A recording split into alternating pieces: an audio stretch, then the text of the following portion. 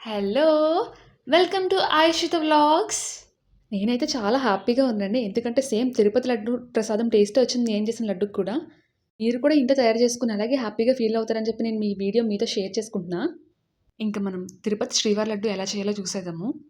ఇవన్నీ లడ్డు తయారు చేయడానికి కావాల్సిన పదార్థాలు. ఇందులో నేను ఆవు నెయ్యి చూపించలేదు. అది క్లిప్ చిన్నది మిస్ అయింది. ఆవు నెయ్యి ఒకటి, పటికి బెల్లం ఉంటది కదా! అదొకటి మిస్ అయినాయి.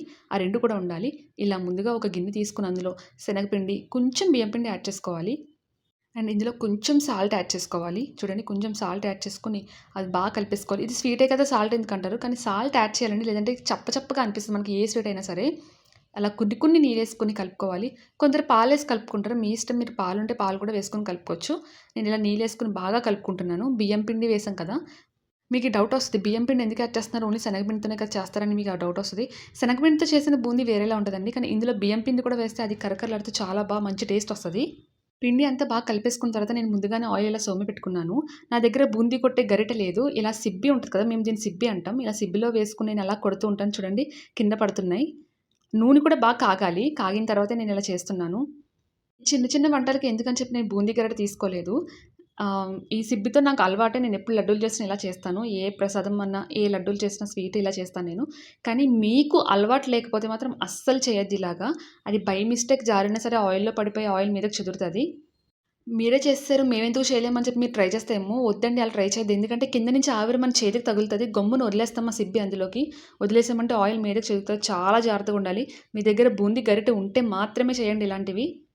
నాకు అలవాటు కాబట్టి ఇలా కొట్టుకుంటున్నాను. మనం బియ్యం పిండి వేయడం వల్ల బూందీ అనేది కరకరలాడుతూ చాలా బా వస్తది. ఇదే బూందీ డైరెక్ట్ మనం తినేసేది బయట కొనుక్కుంటాం కదా బూందీ అని చెప్పి ఇదే. ఒట్టి శనగపిండితో వాడింది వేరే టేస్ట్ వస్తది. ఇలా బియ్యం పిండి కలిపింది కరకరలాడుతూ చాలా మంచి టేస్ట్ వస్తది. చూడండి ఇలా నేను బూందీ అంతా కొట్టేసుకున్నా. ఇలా బూందీ అంతా కొట్టేసుకున్న తర్వాత మీడియం ఫ్లేమ్‌లో నేనది వేగనిస్తున్నాను. కొంచెం కొంచెంగా అలా కలర్ రానిస్తూ వేగనిస్తున్నాను. ఇందులో నేనైతే ఫుడ్ కలర్స్ ఏమీ కలపలే. మీరు చూస్తారు కదా డైరెక్ట్ పిండి ఇది. చూడండి ఇలా బూందీ రెడీ అయిన తర్వాత నేను అవి తీసేసుకుంటున్నాను నూనెలోంచి. నేను కొంచెం ఇలాగా ఎక్కువ కలర్ వచ్చే వరకు నేను దీనికి ఆగనించాను. లేదంటే మీరు తెల్లగా కూడా తీసుకోవచ్చు. తెల్లగా తీసుకుంటే కొంచెం జాగ్రత్తగా ఉండాలి. ఎందుకంటే అది ఉడికిందో లేదో మీరు తెలుసుకోవాలి. తెల్ల తెల్లగా కావాలని చెప్పి తీసేసుకుంటే లోపల ఉడుకుతుందో లేదో మనకు తెలీదు కదా! అందుకే లో ఫ్లేమ్‌లో అస్సలు పెట్టొద్దు. మీడియం ఫ్లేమ్‌లో పెట్టండి. అలా ఒక బ్యాచ్ తీసుకున్న తర్వాత నేను మళ్ళీ అలానే బూందీ వేసుకున్నాను. చూడండి ఎంత బా పడుతున్నాయో బూందీ. చాలా బా వస్తున్నాయి. కానీ కింద నుంచి అయితే నాకు ఆవిరైతే తగులుతుంది. అటు ఇటు మార్చుకుంటూ నేను వేస్తున్నాను.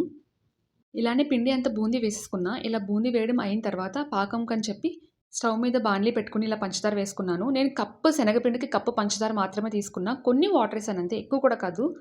పావు కప్పు వాటర్, అంతకుమించి ఎక్కువ వేయకూడదు. ఇలా తక్కువ వేసుకోవడం వల్ల మనకు పాకం ఈజీగా రెడీ అయిపోద్ది. త్వరగా కూడా వచ్చేస్తది. స్వీట్ బాగా ఎక్కువ తింటారనుకున్న వాళ్ళు ఇంకొంచెం ఎక్స్‌ట్రా ఏసుకోవచ్చు. నేను ఇలా ఇందులో ఇలాచీ పౌడర్ వేశాను. అది కూడా వేసేసి బాగా కలిపేస్తున్నాను నేను. తెలిసిందే కదా అందరికీ. ఇదంతా బాగా తీగ పాకం వచ్చే వరకు మనం దీన్ని బాగా మరిగించుకోవాలి. చూడండి నాకు తీగ పాకం ఆల్రెడీ రెడీ అయిపోతుంది. దగ్గరకొచ్చేస్తుంది. ఇప్పుడు తీగ పాకం వచ్చింది చూడండి. నేను దింపేసుకున్నా. స్టవ్ కట్టేసుకున్నా.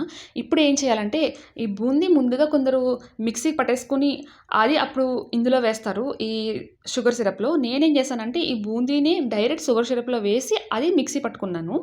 నేను ఒక చిన్న క్లిప్‌లో చూసాను. తిరుపతిలో ఏం చేస్తున్నారంటే ఒక పెద్దది కడాయి ఉంది. అందులో మిషన్ మాట కలుపుతుంది. ఇలా పచ్చి ఈ బూందీ వేసేసి, అందులోనే షుగర్ సిరప్ వేసేసి, అందులోనే ఇలాచి, జీడిపప్పు ఇంక అన్నీ వేసేసి కలిపేశారు.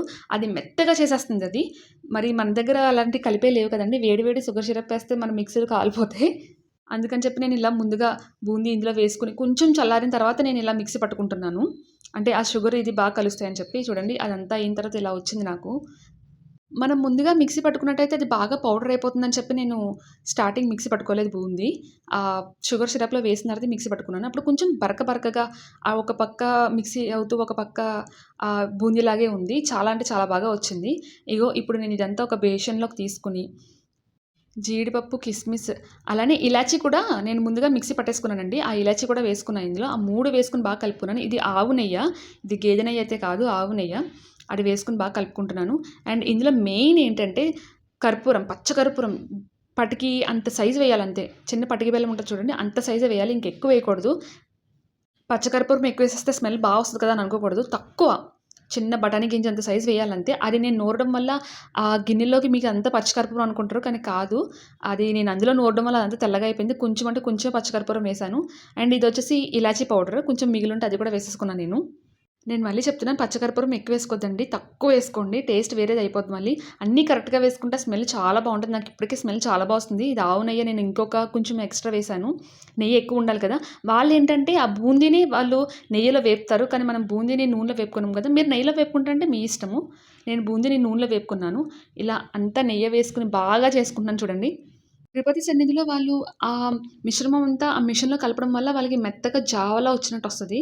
కానీ మనమేం చేసామంటే, అది మిక్సీ పట్టుకోవడం వల్ల మనకి ఈ విధంగా వచ్చింది. వాళ్ళకైతే ఇంకా మెత్తగా వస్తది. మీ దగ్గర స్టాండ్ మిక్సర్ ఉంటే కనుక ఇది అందులో వేసుకొని కలుపుకోవచ్చు. ఈ బూందీ అండ్ అలాగే వేడి వేడి షుగర్ సిరప్ అన్నీ వేసుకొని కలుపుకుంటే బా వస్తది. అంటే వేడి వేడిగా అన్నీ ఒకటేసారి కలుపుతున్నట్టు అవుతదనమాట. అన్నీ నేను లడ్డూలు చేసుకున్నాను చూడండి. చాలా అంటే సేమ్ ఇంక డిట్టో ఆ స్మెల్ వస్తుంది చేస్తుంటే కూడా. నేనేం చేశానంటే ఒకటే పెద్ద లడ్డు, కళ్యాణ లడ్డూలా ఉంటదని బాగా పెద్దగా చేసుకున్నాను ఒకటి నేను. చాలా అంటే చాలా పెద్దది. నా చేతికి మొత్తం ఆ నెయ్యే వచ్చేస్తుంది. అంటే కరెక్ట్‌గా చేసినట్టు అర్థం మాట. నెయ్యి బయటకి వదులుతుంది. ఈ లడ్డు ప్రసాదానికి మెయిన్ ఏంటంటే ఇలాచి, ఆవు నెయ్యి, తిరుపతి ప్రసాదం. ఇలాచి కూడా చాలా ఎక్కువగా తీసుకోవాలి. అది కూడా బాగా పౌడర్ కొట్టేయకూడదు. ఆహ్, లోపల గింజలనేవి మనకి బయటకి కనిపిస్తూ ఉండాలి. ఆ విధంగా మిక్సీ పట్టుకోవాలి. ఇలాచి చాలా ఎక్కువ పడతది ఇందులో. ఇంత హై క్వాలిటీలో మనకి లడ్డూలు ఎక్కడైనా దొరికినాయంటే అదొకటి మన ఇంట్లో చేసుకున్నది. ఇంకొకటి మన తిరుపతిలో కొనుక్కునేది మాత్రమే. నేను నిజం చెప్తున్నాను. తిరుపతి ప్రసాదంలో పచ్చకర్పూరం కలుపుతారని నాకొకరు చెప్పే వరకు తెలీదు. నేను నార్మల్‌గా తినేయడమే ఇప్పటి వరకు. అది కలిపితేనే ఇంత టేస్ట్ వస్తదని తెలిసింది. చూడండి ఎంత బా వచ్చాయి నాకు లడ్డూలు. ఎంత పెద్దగా ఉందో చూడండి లడ్డూ కూడా. వేడి వేడి తిరుపతి ప్రసాదం. మీరు కూడా డెఫినిట్‌గా ట్రై చేయండి. సేమ్ అలానే ఉంటుంది. ఇలాంటి మరిన్ని వీడియోస్ కోసం like, share and subscribe. By by.